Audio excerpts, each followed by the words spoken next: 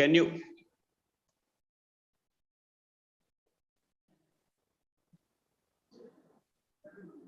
Yeah, Urmilesh, am I audible?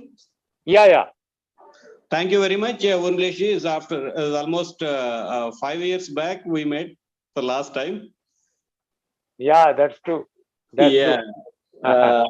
On behalf of Team Telugadda, formally let me invite you and with a brief introduction of Telugadda.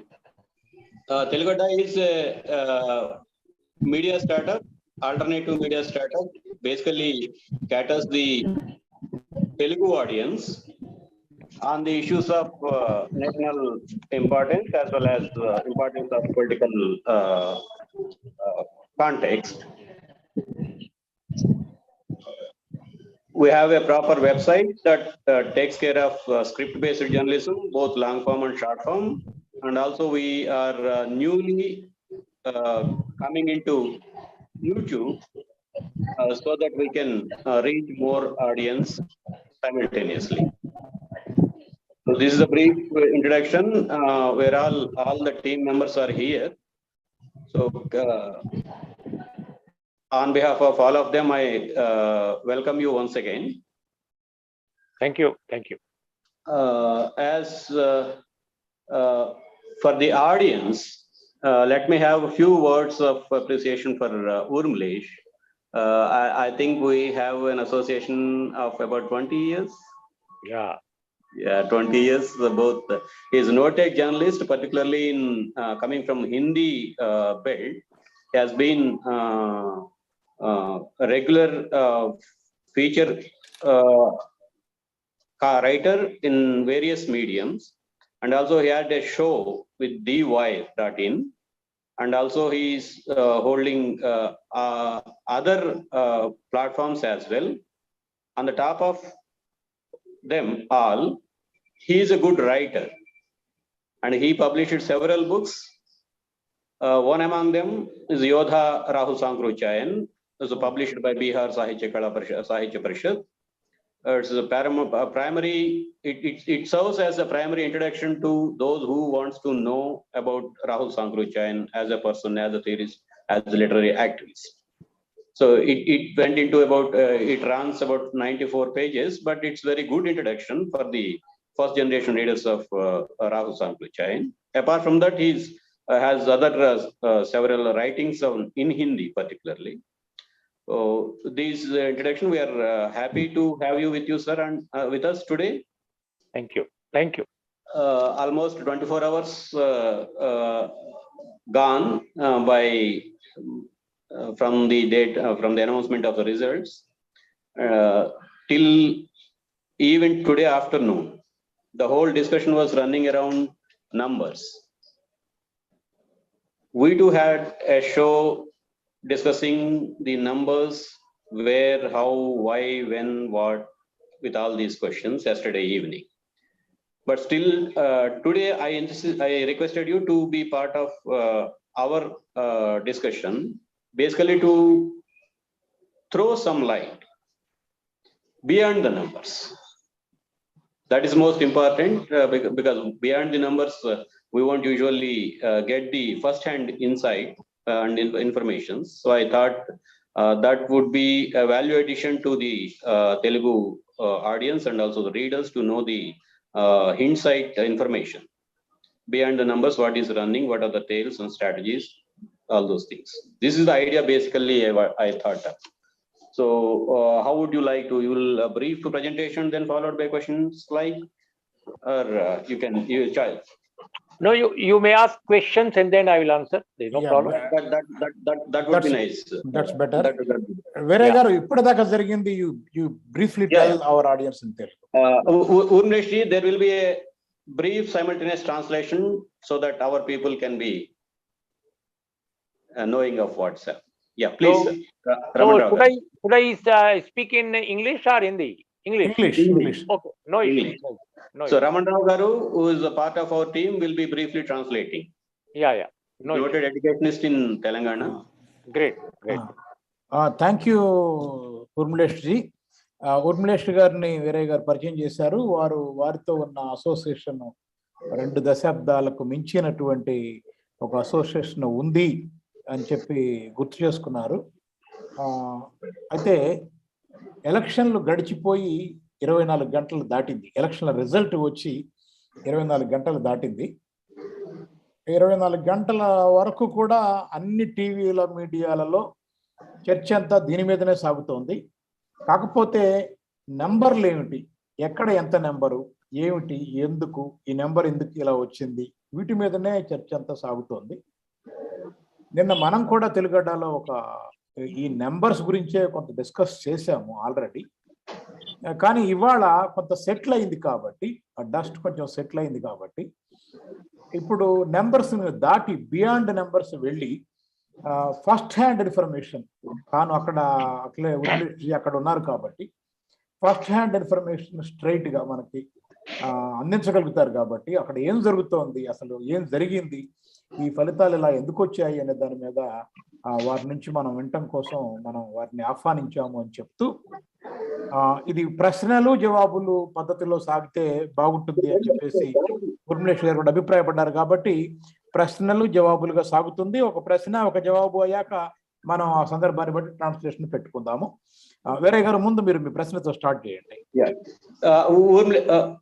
Urmilesh ji, basically what is your brief comment, in a sense, takeaways of these 5 states elections? Yeah, you see, these elections are very important in the context of, 2024 Lok Sabha elections, because Uttar Pradesh, particularly Uttar Pradesh assembly election, was considered as a mini parliament election or semi-final of the parliament election. So it was really very, very important, very important. And as far as the Punjab elections are concerned, I mean, that is also quite significant, because after a long time, Congress party was trying to get into power again, but a new party. Earlier, what happens once 5 years, it is Congress, and then again next 5 years it was Shiromani Akali Dal. But this time Congress was defeated and Shiromani Akali Dal performed badly, and Aam Aadmi Party became the ruling party now. So it's very significant. But let me concentrate more on Uttar Pradesh, because everybody talks about Uttar Pradesh, and Uttar Pradesh is the biggest state of this country, and I think after 37 years, I have seen this data may be correct, I have not checked, but 37, after 37 years, a government which was working since last 5 years is again coming back, getting power. So this is very significant. And Bharatiya Janata Party leadership earlier was reluctant to continue with Yogi Adityanath as a chief minister in Uttar Pradesh. But now it is almost clear that Yogi Adityanath is going to take over. So the inner politics of BJP is also very clear, and the contradiction within the party, which was reflecting during the elections.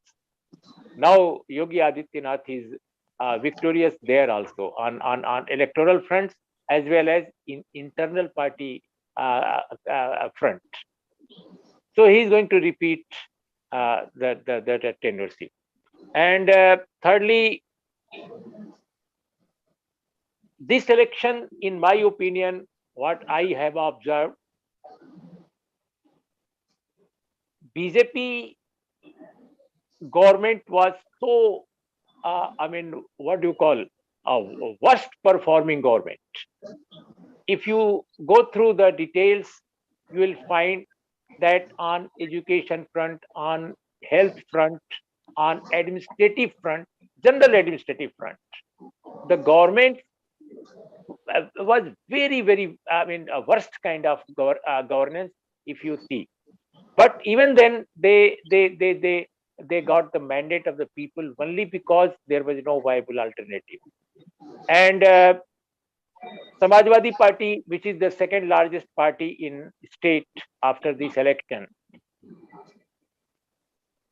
they, I mean, they were dreaming of getting mandate of the people this time, because Uttar Pradesh generally 5 years one party and next 5 years another party. So they were expecting that this natural process or something inevitable will take place, but it didn't do, because there are three things. One thing that Samajwadi Party was unable to counter Bharatiya Janata Party uh, and RSS combined, because they work 365 days every time they used to work. And Samajwadi Party started its election campaign in October or November. In October or November. So full 4 years, more than 4 years, they were just sleeping and doing nothing. Whether it is COVID-19, whether it is other issues, whether the farmer issues. Farmer issues was such an important issue, but Samajwadi Party was even not leave aside participating in the farmer agitation.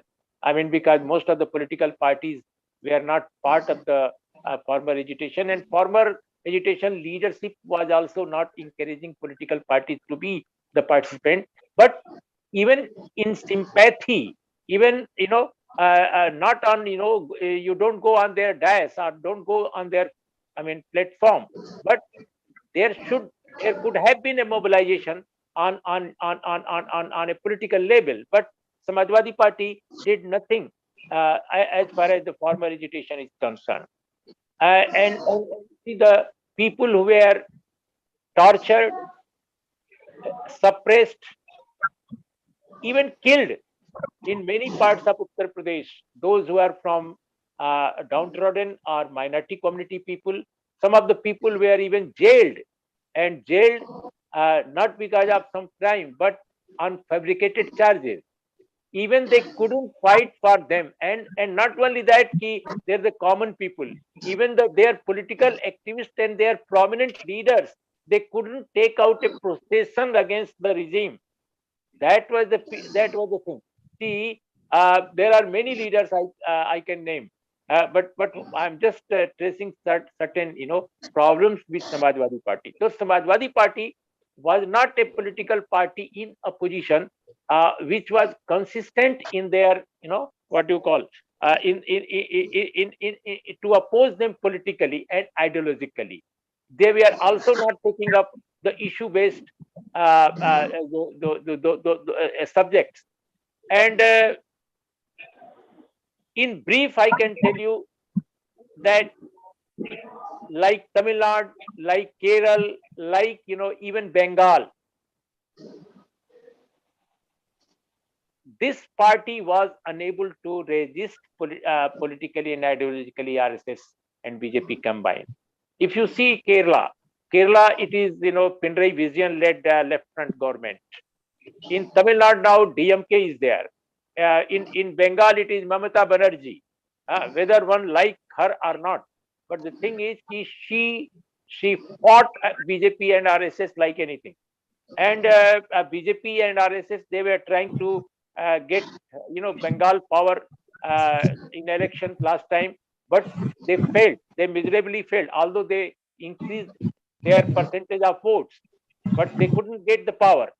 In the same way, in Tamil Nadu, it was DMK, although BJP was not a stakeholder in Tamil Nadu, but they were pursuing and they were trying their best to see that AIDMK wins again, because they were running the AIDMK government as a remote, with the remote. And it was obvious that AIDMK government in Tamil Nadu was under influence of BJP. There is no doubt about it. But DMK, with their ideological, commitment and their political work, they resisted, and AIDMK government was defeated, and BJP also performed not very, very satisfactory. In the same way, in Kerala also we have found So Kerala was a different model, Tamil Nadu was a different model, Bengal was a different model, but all these models, they countered BJP, RSS ideology consistently and very, very boldly. But this kind of consistency and boldness was not visible in Uttar Pradesh. That is why BJP and RSS succeeded to recapture power of Uttar Pradesh, in my opinion. And there are certain reasons, certain factors which were very important, like many people say it is a victory of Hindutva. I don't think. Many even liberal people, progressive people are saying this is a very, very unfortunate that this is a victory of Hindutva. I do not see Hindutva in such a large. It's not a larger picture that Hindutva did everything. Hindutva was very influential only in upper caste Hindu in Uttar Pradesh. But the most of the people, 75% people are not upper caste Hindu. So Hindutva was certainly, ideology, or what do you call, a very influential factor, but only in upper caste Hindu, not in OBC, not in even Dalits. But even then, BJP got votes and support from OBC and Dalit also. Why? Because they used, the contradiction within the OBCs and also Dalit. So their so-called social engineering was successful in channelizing the support of those OBC who were not part of either BSP or SAPA, Samajwadi Party. This was one factor. And secondly, the reason was that they got support from downtrodden. That is because of the different schemes, particularly the food grains, which was made available to the people, Labharti. People say it's Labharti these days, and they say कि मोदी जी का नमक खाया है तो नमक का जवाब हम उनको ओट से देंगे. I mean, such kind of jumlas and phrases were used openly by political leaders as they were the emperor, as they are the not elected people, as they are distributing people, they are distributing among people on their own pocket. I mean, and opposition was unable to convince people that this money is coming from the people itself and this is distributed among the people. But somehow they failed, and on this issue also, that Labharti issue or beneficiaries, BJP channelized the support from a large section of downtrodden. So these were the main reasons, what I feel. Hindutva also played, but even Hindutva would have not been there, then also upper caste Hindu, they would have supported BJP, because earlier they supported Congress party. So Congress upper caste base is transferred to BJP, because today the BJP is their most reliable party. And secondly, BJP is expanding their base from upper caste to OBC and Dalit also, and for that they are also trying to very beautifully or creatively they want to create a kind of divide among the people, to antagonize each other, to let them fight each other and get muster support from one section against another section. So these are the few points. If you ask me something else, then I will answer. Yeah, Veeray garu చెప్తారు, తెలుగు చెప్తారా? చెప్పండి please. Ramana Rao గారు మీరు చెప్తారు తెలుగులో, అది చాలా long answer వచ్చిందిగా, చెప్తారా? మిత్రులారా, మొదటి ప్రశ్న ప్రధానంగా ఎన్నికల నుంచి మనం గమనించాల్సిన అంశాలు ఏమిటి అన్నది ప్రశ్న. దానికి సమాధానంగా విస్తృతంగా వివరించారు. మొదటి అంశం, ఉత్తరప్రదేశ్లో ప్రధాన ప్రతిపక్షంగా ఉన్నటువంటి సమాజ్వాదీ పార్టీ గత 5 సంవత్సరాల కాలంలో ప్రతిపక్షం పాత్ర పోషించడంలో పూర్తిగా విఫలమైంది.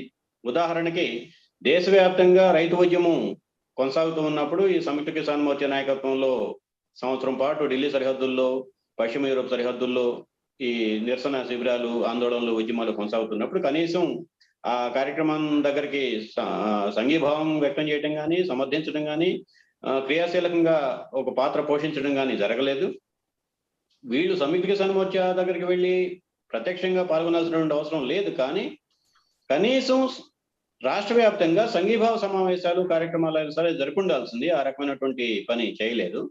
రెండవది, గత 5 సంవత్సరాల కాలంలో ఉత్తరప్రదేశ్లో అనేక తరగతులకు చెందినటువంటి ప్రజానీకం, రాజకీయ నాయకులు కూడా, కార్యకర్తలు కూడా, సొంత పార్టీకి సంబంధించినటువంటి వాళ్ళు కూడా తప్పుడు ఆరోపణలతోటి జైళ్లలో నిర్బంధించబడి ఉన్నారు. కనీసం వాళ్ళని సంప్రదించాలని కానీ, దాన్ని ఒక రాజకీయ సమస్యగా చేపట్టడం కానీ, అసెంబ్లీలో లేవనెత్తడం కానీ, ఇటువంటివి ఏవి చేయటంలో విఫలమైంది.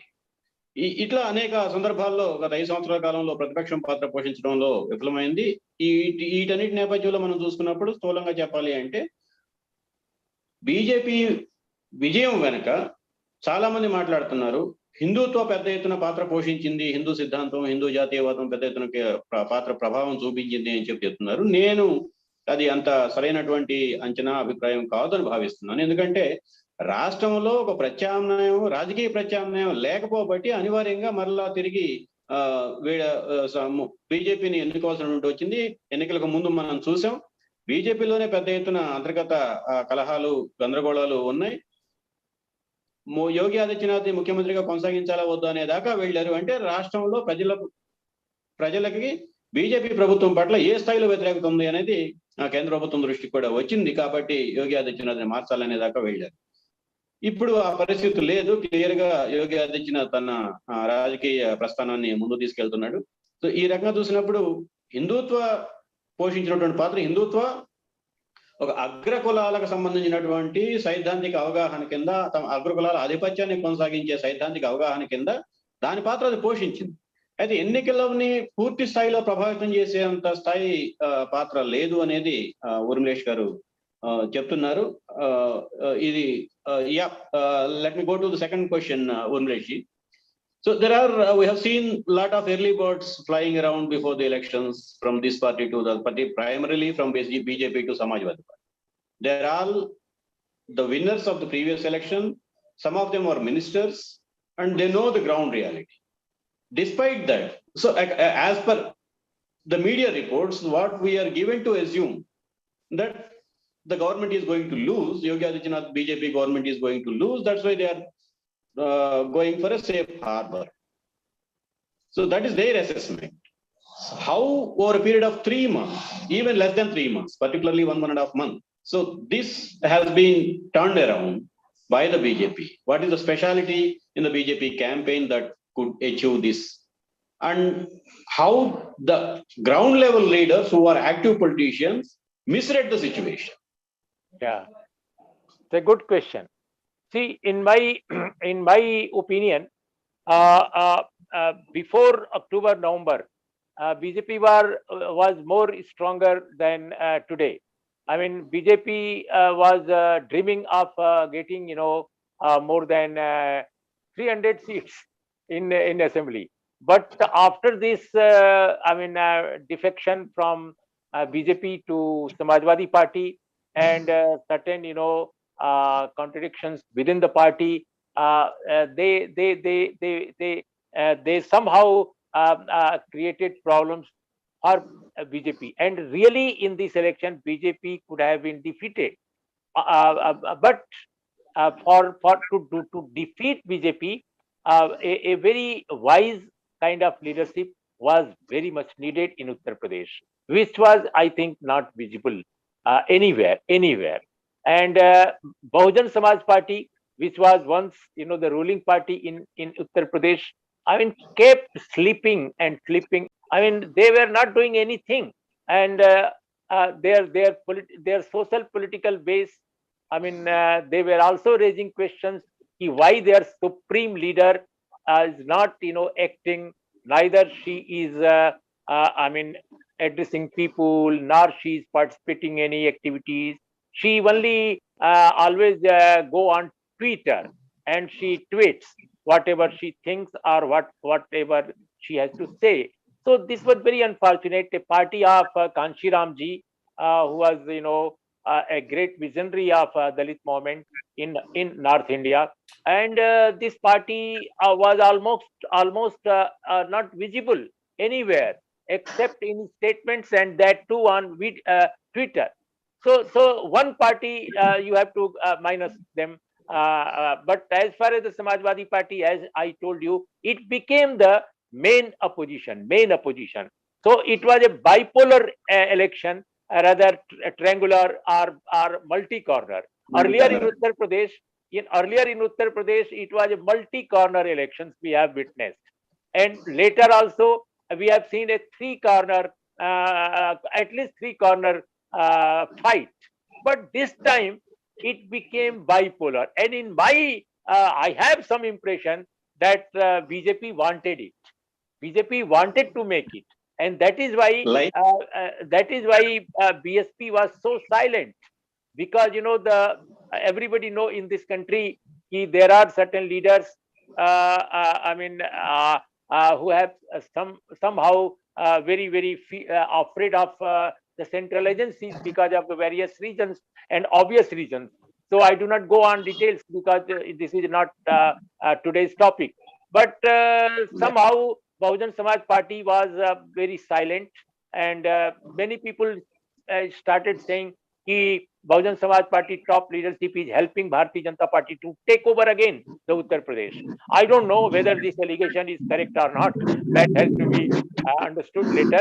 But in my opinion, BJP was a little, worried when defection was taking place, because the people who were coming out of Bharatiya Janata Party, they were not ordinary leaders. They were very important leaders, and they were from OBC. They were from other backward community, and this backward community was the real social base affecting the result of the election, because upper caste was already with BJP, and the Muslims and Yadavas are already with the Samajwadi Party. So the non-Yadav OBC was very important segment of our society, from where the result of the election would have been could be decided. So this thing BJP understood, and to neutralize it, they they have massive support of their cadre, especially the RSS cadre. So they mobilized. They are the richest party in the world, people say. I mean, in India at least they are. So they didn't have the money shortage and all. So they, and the Election Commission of India is today, I have no hesitation to say, it is not functioning according to constitution. It is a constitutional body, but it is not functioning in the light of constitution.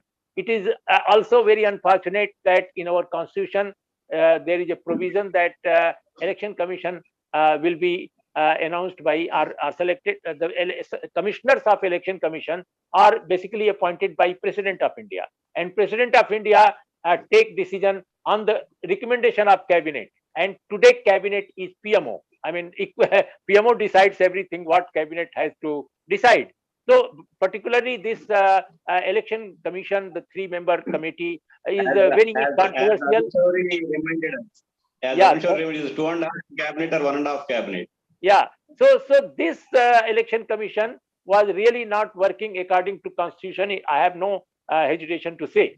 So they couldn't take the steps which were very important and very significant to conduct election in a free and fair manner. So certainly it was not a free and fair election, as many elections we have seen in these years, they were not.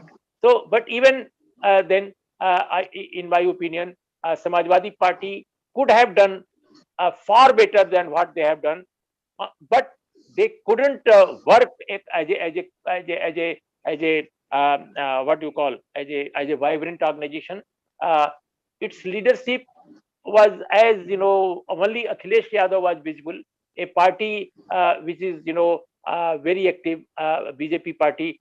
Prime Minister is there, then Grih Mantri is there, who is called Chanakya, then Mr. Nadda is there, the party president, then thousands of activists were there. And on the other hand, we saw that only Akhilesh Yadav was active everywhere, from Ghaziabad to Ghazipur. So this, I mean, is a individual, only one individual was everything in the party, and everything was in campaign. So this was, I think, one reason that they couldn't muster. And secondly, they couldn't convince the people that people knew that there is no employment. People were very much suffering from the price rise. Uh, this kind of price rise and this kind of unemployment, Uttar Pradesh has never witnessed. But even then, people couldn't support opposition in such a way that they could have got elected to run the government. So only because of the lack of leadership, what I feel. And secondly, on social engineering front also, what BJP calls social engineering, the Samajwadi Party, despite the defection from Bharatiya Janata Party, they couldn't, in fact, coordinated the social basis of those respective leaders. Suppose if Swami Prasad Maurya comes from a community and that community, couldn't rally behind him or his new party, Samajwadi Party, that was, divided in various factions. So, in my opinion, majority of the people from Swami Prasad Maurya community, they voted for BJP. So they couldn't, How could they do it, sir? How could they do it when the leader was already there with SP? Why the cadre did not go with him?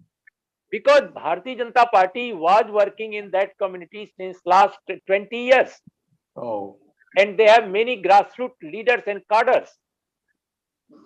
So the top leaders were on the one hand, and the cadres at the lower level, they were with BJP and RSS. Oh. So the foot level soldiers are with BJP only. Yeah. Only the leader changed, that's all. Yes.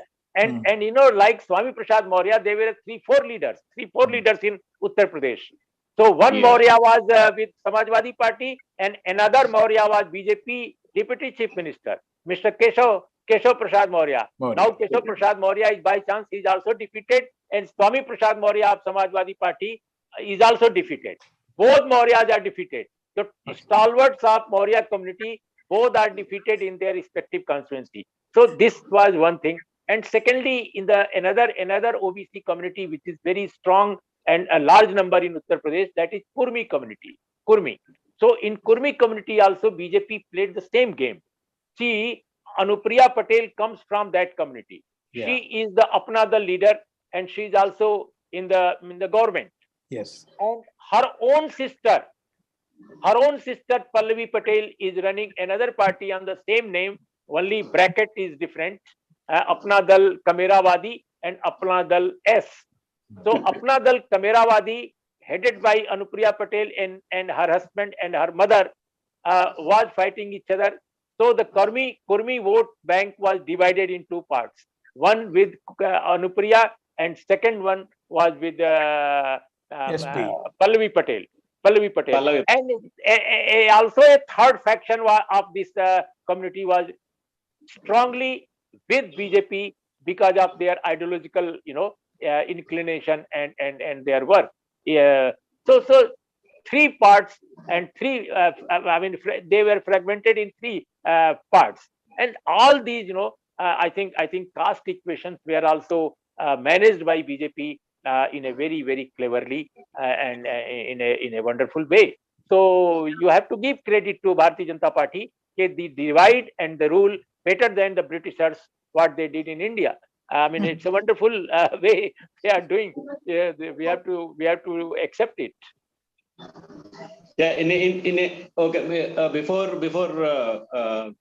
going for a connecting question, let me brief it in Telugu. ప్రశ్న ఏమిటంటే, ఎన్నికల కంటే ముందు చాలా మంది ప్రభుత్వంలో వివిధ హోదాల్లో ఉన్నటువంటి వాళ్ళు, మంత్రులు, ప్రజాక్షేత్రంలో నాయకులుగా ఉండి గెలిచి ప్రజల మన్ననలు పొందినటువంటి వాళ్ళు బీజేపీ వదిలిపెట్టి సమాజ్వాదీ పార్టీలోకి వచ్చారు. అప్పటికి వాతావరణం దేశవ్యాప్తంగా బీజేపీ ఓడిపోతుంది ఉత్తరప్రదేశ్లో అన్నదే దేశవ్యాప్తమైనటువంటి అవగాహన, అభిప్రాయం. ఆ అభిప్రాయానికి ఆ బీజేపీ నాయకత్వం పార్టీ మారటానికి మధ్య ఒక కామన్ సంబంధం ఉంది. కానీ నెలన్నర రోజుల్లో బీజేపీ పరిస్థితిని తారుమారు చేసి తిరిగి తాను గెలిచింది. ఇట్లా పార్టీ నుంచి బయటకు వచ్చినటువంటి వాళ్ళందరూ ఓడిపోయారు. దీనికి కారణాలు ఏమిటి? వాస్తవాల్ని, గ్రౌండ్ లెవెల్లో ఉన్నటువంటి వాస్తవాల్ని, క్షేత్రస్థాయి వాస్తవాల్ని పరిశీలించలేకపోయారా సరిగ్గా అనేది ప్రశ్న. దానికి ఉర్మిలేష్ గారు ఇచ్చినటువంటి సమాధానం ఏంటంటే చాలా విస్తృతమైనటువంటి సమాధానం, దాదాపు 10-12 నిమిషాల పాటు ఈ అంశం మీద మాట్లాడారు. దానికి క్లుప్తంగా చెప్పుకుంటే, బీజేపీ ఎన్నికల వ్యూహాన్ని, ఎత్తుగడల్ని మనం గుర్తించాలి, ప్రశంసించాలి. ఎందుకంటే బ్రిటిష్ వాళ్ళు భారతదేశాన్ని విభజించు, పాలించు అని చెప్పి సూత్రాన్ని అమలు చేసిన దానికంటే కూడా ఎఫెక్టివ్గా, సమర్థవంతంగా, మరింత లోతుగా ఈ సిద్ధాంతాన్ని, సూత్రాన్ని అమలు చేస్తూ ఉన్నారు. ఉదాహరణ, మౌర్య సామాజిక తరగతికి సంబంధించి 5-6 ఆ రాష్ట్ర స్థాయి గుర్తింపు కలిగినటువంటి నాయకులు ఉన్నారు. అందులో స్వామి ప్రసాద్ మౌర్య సమాజ్వాదీ పార్టీలో చేరారు, అట్లా కేశవ్ మౌర్య బీజేపీలోనే ఉన్నారు. ఆశ్చర్యం ఏంటంటే ఇద్దరు ఓడిపోయారు. ఆ రకంగా అంటే దీనికి వీళ్ళు నాయకులైతే పార్టీ మారారు కానీ నాయకులు కనుకున్నటువంటి జనం పార్టీ మారలేదు. వాళ్ళు బీజేపీకి ఓటర్లుగానే తమ నిబద్ధతని, లేదంటే తమ అంకిత భావాన్ని చాటుకున్నారు. అదేవిధంగా పటేల్, అనుప్రియ పటేల్ కుటుంబం విషయంలో కూడా అక్క చెల్లెళ్ళు చెరొక పార్టీ పెట్టుకొని ఒకళ్ళు బీజేపీ పక్షాన ఉన్నారు, మరొకళ్ళు బీజేపీ నుంచి చీలిపోయారు. ఆ రకంగా విభజించు పాలన సిద్ధాంతాన్ని ఎఫెక్టివ్ గా ఇంప్లిమెంట్ చేసింది. అయితే ఎన్నికలకు ముందు ఉన్నటువంటి వాతావరణాన్ని చూసుకున్నప్పుడు ప్రజాదరణ కోల్పోతున్నటువంటి యోగి ఆదిత్యనాథ్ పైన సమాజ్వాదీ పార్టీ నాయకత్వం మరింత సమర్థవంతంగా పోరాటానికి అవకాశం ఉండుండేది. అయితే బీజేపీకి ఉన్నటువంటి ప్రత్యేకతలు, అవకాశాలు మనందరం చూసాం. ప్రపంచంలోనే అత్యంత సంపన్నమైనటువంటి పార్టీగా ఇవాళ బీజేపీ ఉంది. భారతదేశంలో ఎటు అది శక్తివంతమైన పార్టీ, సంపన్నవంతమైన పార్టీ. కానీ ప్రపంచంలోనే ఇతర పార్టీలకు ఉన్నటువంటి నిధుల కంటే ఎక్కువ నిధులు ఇవాళ బీజేపీ దగ్గర ఉన్నాయి. కాబట్టి వాళ్ళు విచ్చలవిడిగా ఖర్చు పెట్టి దానికి కావాల్సినటువంటి మంది మార్బలాన్ని, మంది మార్గదుల్ని, ప్రచార యంత్రాంగాన్ని తెర మీద తీసుకురావడానికి ఈ నిధులు ఉపయోగపడ్డాయి. ఇక రెండవది, బీజేపీ చూసుకుంటే, బీజేపీ బృందంలో చూసుకుంటే అనేక మంది నాయకులు అనేక ప్రాంతాలు బాధ్యతలు తీసుకొని పని విభజన చేసుకొని ఎవరెవరు ఎక్కడెక్కడ కేంద్రీకరించాలి, ఎవరు ఏ అంశాన్ని పైన దృష్టి పెట్టాలి అనేది చాలా పకడ్బందీగా పథక రచన ప్రకారం సాగింది. ఇటువైపున సమాజ్వాదీ పార్టీ చూస్తే ఒక రకంగా ఏకొన్నారు. ఆయన ఒక్కడే ఆవిడ వారణాసి దగ్గర నుంచి ఆగ్రా దాకా మొత్తం ఆయనే తిరగాలి రాష్ట్రం అంతా. ఆయనకు తోడు మరొక బృందం ఏర్పాటు చేసుకోవడంలో, అంటే రాష్ట్ర స్థాయి నాయకత్వం, వ్యూహరచన, చాతుర్యం, సామర్థ్యం కలిగినటువంటి బృందాన్ని సమాజ్వాదీ పార్టీ ఏర్పాటు చేసుకోవడం విఫలమైంది. ఈ 4-5 కారణాలను మనం పరిశీలించినప్పుడు తప్పనిసరిగా బీజేపీ గెలుపుకి ప్రతిపక్షంగా తాను ఒక ప్రత్యామ్నాయం నిరూపించుకోవడంలో విఫలమైంది. ప్రజలను నమ్మించడంలో, లేదంటే ప్రజల్ని ఒప్పించడంలో, ప్రజల మద్దతు అంటే ఈ బీజేపీ చాలా పొరపాట్లు చేసింది, చాలా తప్పులు చేసింది ఈ రాష్ట్రంలో 5 సంవత్సరాల కాలంలో. అయినప్పటికీ బీజేపీ కంటే మెరుగైన ప్రత్యామ్నాయం అని చెప్పి సమాజ్వాదీ పార్టీ ప్రజల దగ్గరికి వెళ్ళి ప్రజల నమ్మకాన్ని సంపాదించడంలో, విశ్వాసాన్ని సంపాదించడంలో విఫలమైంది అన్నది ఉర్మిలేష్ గారి సమాధానం. Urmilesh, you refer to the social engineering. Yeah. In a sense, we have been listening to that phrase in the political terminology, is a newly coined political terminology for the first time in, I think, 2005 Bihar elections. This is a reverse social engineering. From Mandal to Bihar 2005 elections, there was a positive kind of social engineering that created a kind of unificatory impact of all the oppressed or downtrodden classes, led by one interim caste, mid-layer level caste. From 2005 onwards till now, as you mentioned, there's a different kind of social engineering is taking place. What I could see is earlier social engineering is kind of cobbling up the leaders. Today social engineering went beyond that. As you mentioned, the RSS, and with the support of RSS, BJP has entered into the community level to mobilize the broadest possible, widest possible support, so that even the leaders ditches at a point of time the BJP, then the cadre or the masses may retain with the BJP their support. So this kind of innovation, we can say that in the social engineering aspect. Virya Garu, can we conclude after this question? I mean, I hope. Yeah.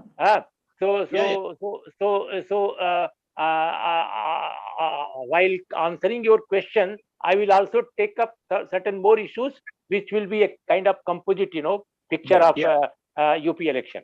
Okay. See, in what I understand Uttar Pradesh politics as well as Bihar politics, I think this OBC leadership, which emerged after Mandal Commission report, and earlier also they were with Socialist Party and different political streams. So I think their attraction is, there is no more attraction. I mean, they are losing their impact. And the new leadership which is coming in their political parties, they are not the people who are coming from grassroots level. They are coming from the family. If you see Bihar, who is the successor of a socialist movement or social justice movement in Bihar? Today, Tejasvi Yadav, who is the Lalu Yadav's son. Okay. And then, in Uttar Pradesh, it is Mulayam Singh Yadav's son, Mr. Akhilesh Yadav. And the problem with these people, especially in Uttar Pradesh, because, Bihar has a different tradition of, mass movements, including, OBC movement. But Uttar Pradesh is even not like Bihar. Uttar Pradesh is a very apolitical. Also, although it looks very political state, but it's a very, very apolitical, and it is, they also think, the caste dynamics in a casteist way, which is not. You cannot understand caste with a casteist, perspective.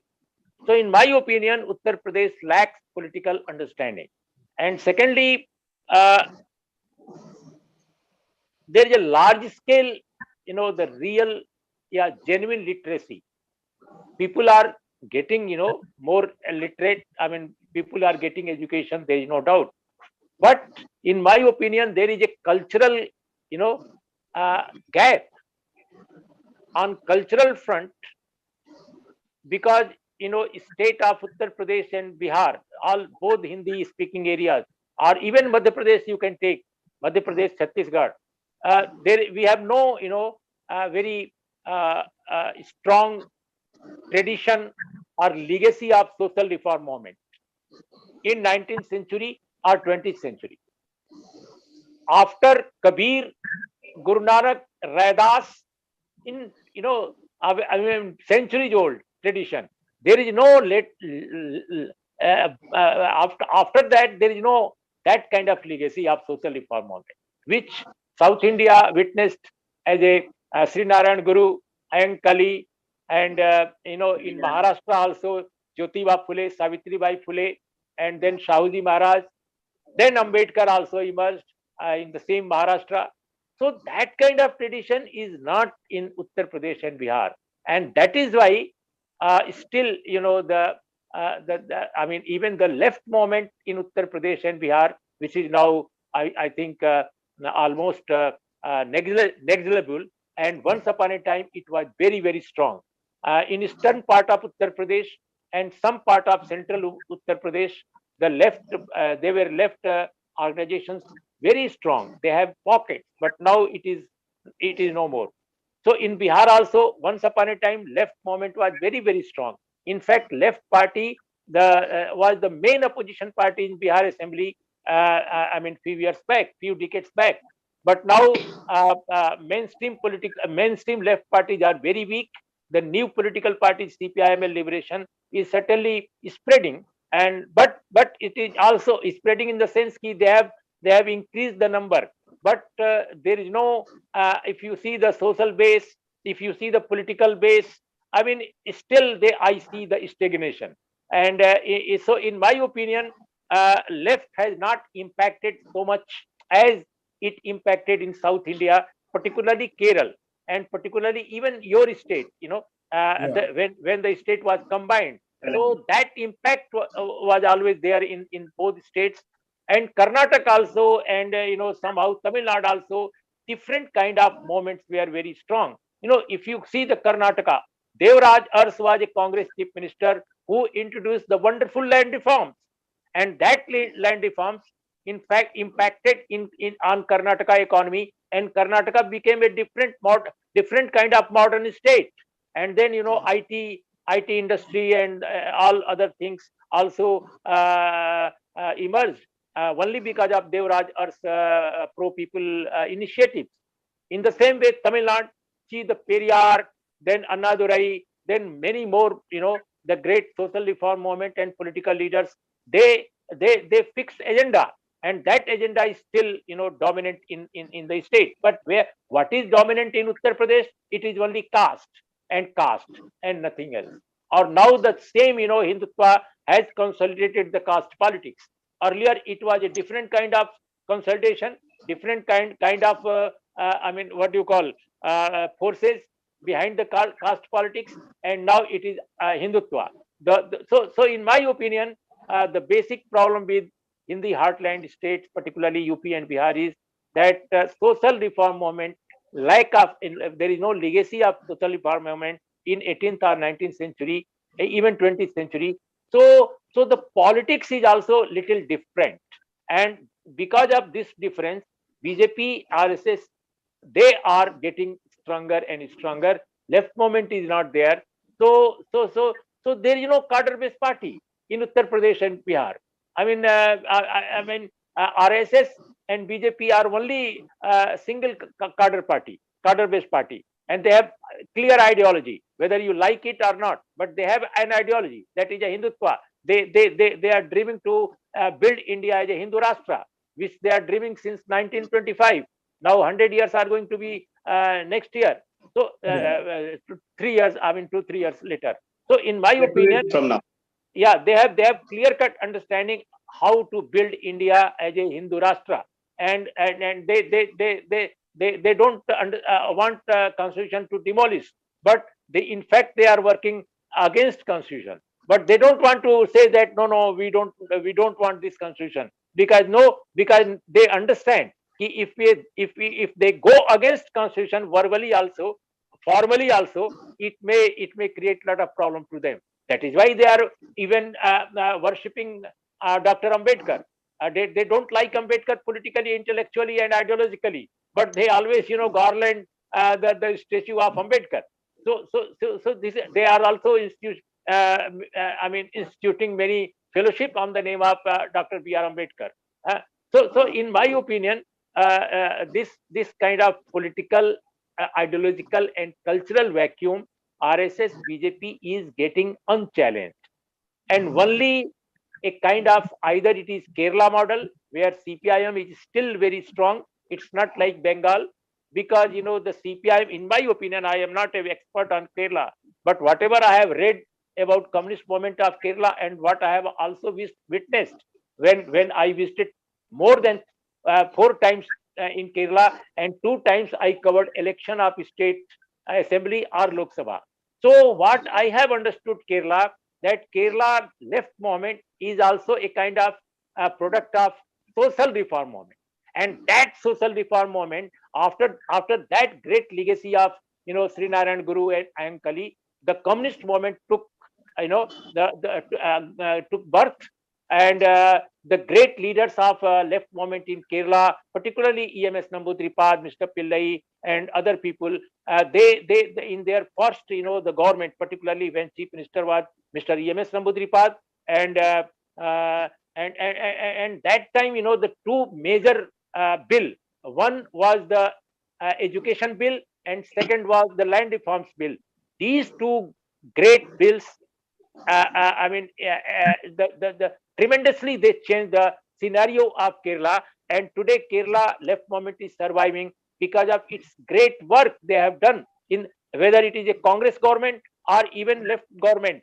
You will find a different culture, different from North India. Why? Because of the cultural changes that took place after the very deep-rooted social reform movement. In the same way, Tamil Nadu, it's a different model, but it has a distinct character. That is the Dravidian model, and that Dravidian model is a very strong force that RSS BJP ideology is not affecting Tamil Nadu, and it is unable to communalize Tamil Nadu despite of their best effort. So, in my opinion, I mean, Uttar Pradesh and Bihar, these states, or even Madhya Pradesh or Rajasthan or what. So the basic problem is the education. The basic problem is healthcare. The basic problem is the cultural values and a kind of new intellectual cultural movement needed in these states. Unless there is many people say, ki first you change the economy and then everything will be changed. In my opinion, when you are not creating a healthy mind, healthy consciousness, pro people consciousness, you cannot create a new politics.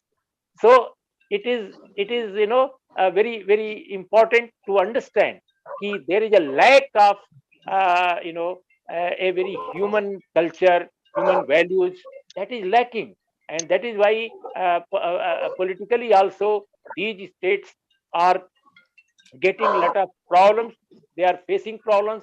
Poor are even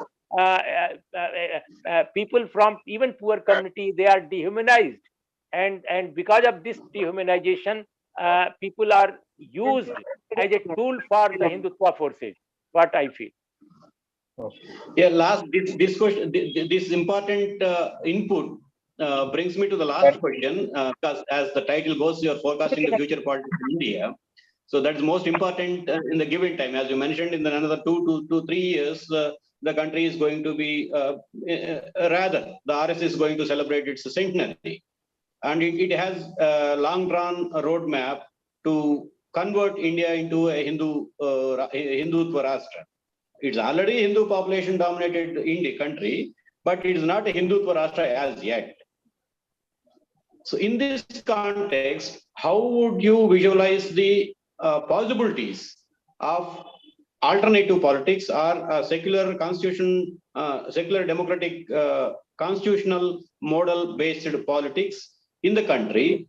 As you mentioned, half of the country is, because of various reasons, as you explained, are have a deep-seated support among the public for the kind of ideology RSS represents. In this kind of, the country is going to reach a crucial stage. So in that crucial stage, how would you see or foresee the possibility? Is the BJP still invincible for longer period? And if it is, it can be defeated. So what could the other parties do to defeat the BJP, to ensure alternative politics sustain and survive? See, as far as the BJP is concerned, I mean, I'm not a politician or political activist. As a journalist, I feel that any party in India can be defeated. Any party can win the election. I mean, it all depends on their strategy and their policies. In my opinion, pro-people policies are needed from the political parties to give more better alternative to the people than what BJP is providing. But if you see many people, even the liberals, the progressive people, they always talk about secularism, but they don't know, they don't understand that the common people, you are talking about constitutionalism, you are talking about secularism, you are talking about socialism, you are talking about many things, but they want their basic problem to be addressed. So your intellectual discourse are okay, that is okay for the privileged people, but for common people it is the livelihood which is very important. And see people in different parts of India, like South India, Kerala or other states, human development index is very high in comparison with Uttar Pradesh and Bihar. If you see even Jammu Kashmir, despite of militancy and all, in human development index, it is very good, in very good position. Only because Sheikh Mohammed Abdullah, as a Prime Minister of Jammu Kashmir, he was first Prime Minister, he introduced land reforms. And because of land reforms, the scenario changed, and productivity, production relations, and human values all suddenly changed. So, despite of all bad things, Jammu Kashmir is still far away from the state of Uttar Pradesh and Bihar as far as the Human Development Index is concerned. And there, so in my opinion, in Uttar Pradesh and Bihar, a new kind of progressive movement is needed, which is not visible today, and that is possible only when a inclusive politics, inclusive leadership is there.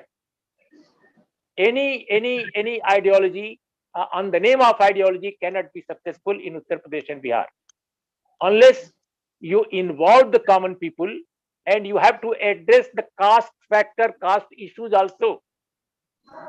The left movement in Hindi heartland failed because they couldn't understand caste. They couldn't understand that caste is also a very important factor.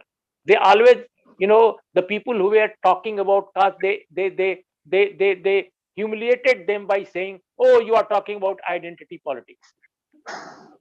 Then what is upper caste? What is Brahmin? What is Rajput? What is Kshatriya? Then why you are not demolishing the caste? One should have been. One should then they should have launched the struggle after independence that there should be annihilation of caste, as it was called by Baba Sahib Ambedkar. So no progressive movement in India after independence, took a very any kind of serious step to demolish or to annihilate the caste. So, in my opinion, in Uttar Pradesh and Bihar, a kind of Kerala model should have been adopted, not Bengal model of left. It is Kerala model of left, which emerged out of a social reform movement. And if you read Communist Party, the great leader E.M.S. Namboodiripad book on caste and communist movement. I don't remember exactly the name of the book, but still it is lying here. It is there. That deals with caste, nationalism, and communism. That book, written by E.M.S. Namboodiripad, and it's a wonderful work. It's a wonderful work, excellent work. I interviewed even E.M.S. Namboodiripad when he was retired from politics, active politics. Those days also I have spoken, and he was very clear about North India that it needs cultural consciousness different from what today is, and that could have been possible only when a new kind of leadership would have emerged. But that is not there. So now we can only hope that in near future some new culture of politics emerges out of people's discontent or people's resistance, because people are leaderless. It's a very unfortunate situation that right-wing politics is having wonderful leadership, wonderful within the court, Yeah. and the pro-people politics. It's a serious charge on the alternative leader, those who are looking for the alternative. Yeah, but I think it's a very genuine charge. Because pro-people politics in North India, particularly UP and Bihar, they are so careless. They are so casual. They don't understand the real issue. They are not even fighting 5 years. See, this Akhilesh Yadav, I'm naming him. Yeah. What he was doing for 4.5 years, tell me. What he was doing for 4.5 years when people of Uttar Pradesh were so much facing lot of misery, lot of problem. Where was the leadership? Not a single political party in Uttar Pradesh was 4.5 years was active. Only they became active before election. Just 5 or 6 months. Congress party became very active, very, very active. But Congress couldn't muster support of Uttar Pradesh people, because still OBC population, which is having a large population, still remember that they were the people who opposed Mandal Commission. They opposed Mandal Commission report. Yeah. It was Rajiv Gandhi who spoke in Parliament for 2 hours against Mandal. So still they in their memory that thing is cast, and still they think Dalits of Uttar Pradesh and Bihar. It was Congress party which appointed many people as prime minister after Indira Gandhi, but they never thought to appoint Jagjeevan Ram as a prime minister of this country, who was very qualified. As far as the Congress standard of qualification is concerned, he was a wonderful, excellent politician, but he was not appointed. So because of Dalit population is totally antagonistic to Congress party, and OBC are also antagonistic to Congress party. Now Congress party should apologize if they want to work in Uttar Pradesh or in Bihar, as they apologize to Sikh population in Punjab because of the 1984 riot. They should also apologize to the population of Dalit community and the OBC community in Uttar Pradesh and Bihar that भैया मुझे माफ करो, हमने गलती की थी past में, we have committed blunders, that we opposed Mandal Commission report. So in my opinion, I mean such a mobilization which RSS and BJP they are doing in Hindi heartland, and that is totally inhuman, undemocratic. Undemocratic is a very small and very what do you call not so it's not symbolizing their work. I mean it's a inhuman act they are doing, both organizations. But even then they are mustering support, they are getting support because of there is a lack of leaders, there is no alternative. Yeah. So in a sense, we need Can to. I leave now? Can I leave? Yeah, it's I'm closing remarks kind of. I'm not going to translate this because it's it is better to go in your own language to the people largest extent possible. Yeah. So in a sense, you suggest India to survive as India. The whole political system, particularly those who are looking and working for the alternative politics, has to reconfigure themselves. Yeah. And those who have committed errors and mistakes politically and ideologically, they have to reconciliate with the masses that are negatively affected, like what you said, Rajiv Gandhi, in terms of Mandal and Punjab, in terms of Sikh riots and other things. Not only that, they have to relocate themselves, they have to get a kind of agenda. Yes, the new breed of leadership with a new approach. With a kind of new cultural movement and economic oriented movement has to be intertwined so that they could mobilize. Can we think, sir? Can we think that that AAP is doing the same kind of thing in a limited sense? That is what it did in Punjab. See, Aam Aadmi Party had done better in urbanized states, but I have very serious doubt that they could do very significant work, or they can muster support in states like Bihar and UP. It's not possible, sir, today. Because of their politics and their understanding, because they are I mean they don't think in that perspective. I mean, even their perspective is also limited and only working only in the areas where there is middle class or urban middle class as well as urbanized states. I think they can take it. That is why they are going to Gujarat. That is why they are going to Gujarat and Himachal. They are not entering into Bihar and Uttar Pradesh. They tried in Chhattisgarh. Even this time I think they tried in Uttarakhand, but I think they failed. They got a zero. They failed, and they also tried last time Chhattisgarh, but in Chhattisgarh they failed. Yes. So that is their problem. And lastly, one sentence I can say, I mean, I was thinking something which I missed.